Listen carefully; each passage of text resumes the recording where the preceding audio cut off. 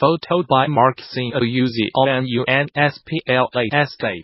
My company recently had an opening for a junior game artist position, and I was really surprised by the amount of interest it received. Over 250 applications in a bit more than a week. Even though we are not exactly a high-profile game developer, as I looked at the applications, I noticed the same kind of oversights kept showing up and often made it difficult to consider those applicants for the next step. I was a junior artist once, but in the past few years, I have had the opportunity to hire over 15 2D and 3D artists. Here's the kind of advice I would have liked to receive when I was fresh out of school and desperate to get a foot in the door. Some tips might seem obvious, but I still decided to include them, because I kept seeing the same full spots again and again. Your context might obviously be different, so feel free to discard some of points below. But overall, I hope they will help you land your dream job. The portfolio is by far the most important piece of your application. The thing the company will check first, because it's the fastest way to assess if you are qualified for the job. But somehow it seems a good 5 to 10% of applicants do not provide an easy way to actually see any of their work. Without a portfolio, there's a good chance your application will be rejected right away. You want to work on games, so show how your skills can be applied to games in a very concrete way.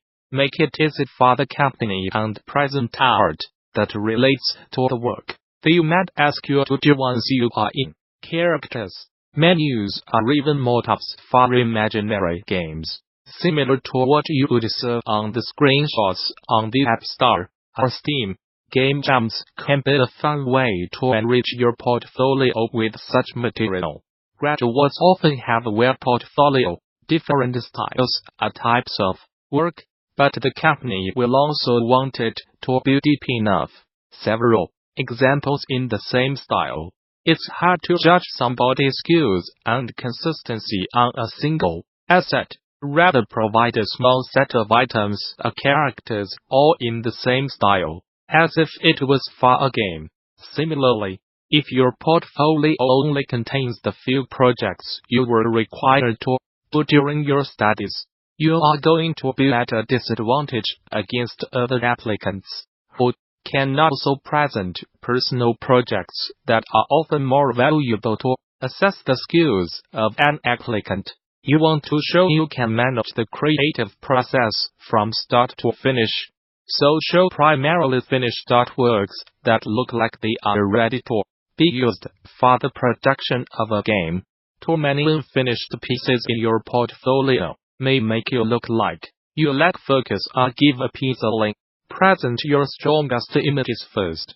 What strongest means might change depending on the position of the company you are applying at.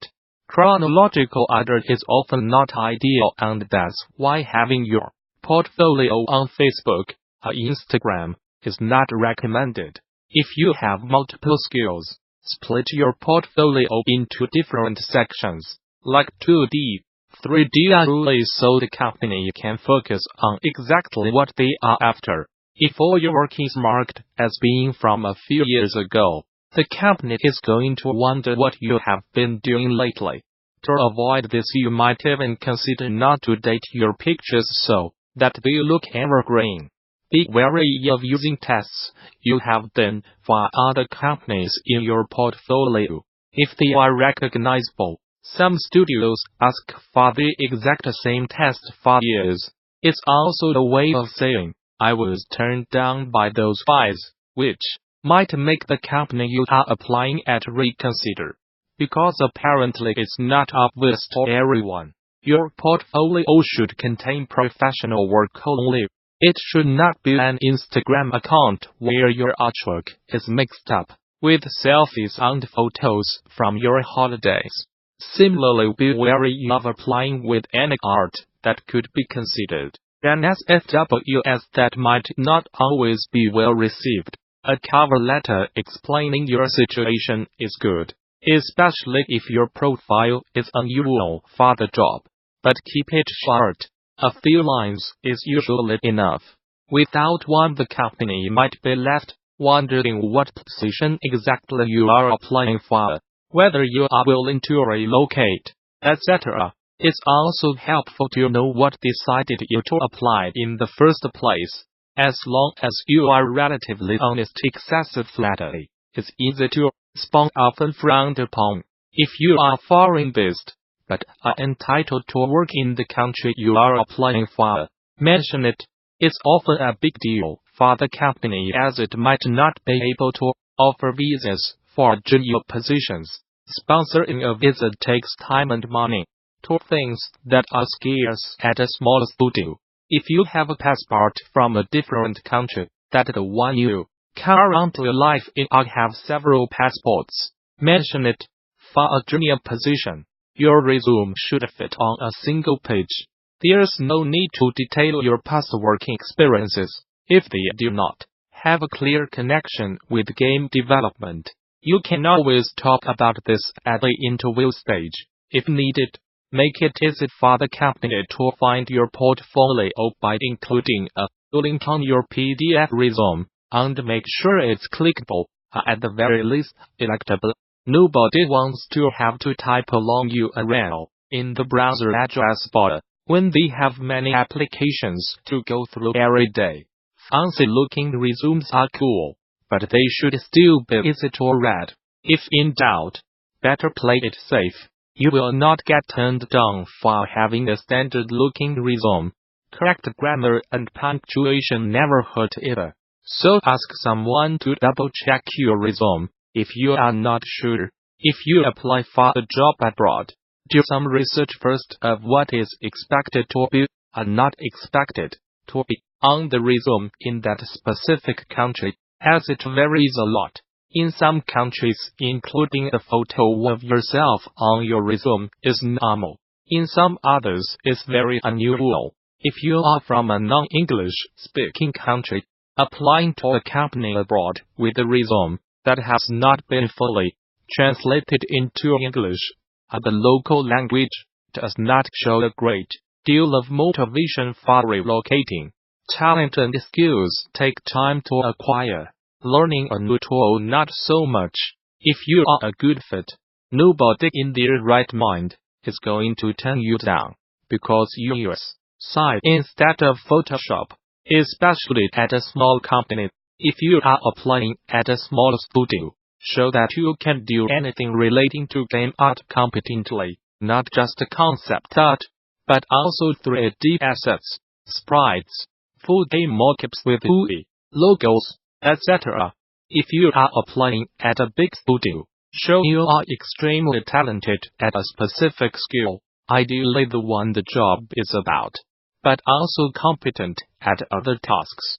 Being passionate about games is a plus for working in the games industry, but that's not what you will get paid for.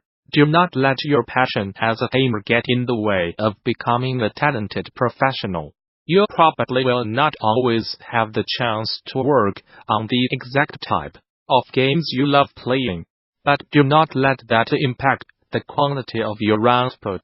Instead, find a part of the job you can be passionate about even if you are not the target for the end product. You might dislike racing games, but you could still enjoy working on one. Read the job ad carefully. Research the company and apply only if you honestly consider you are a good match. Look at your portfolio. Does it objectively look like the kind of art the company you are applying to would make a game with? Ask a good friend with knowledge of the industry to give you his honest opinion, if needed. Competition in the field is high, so you will not get hired by default.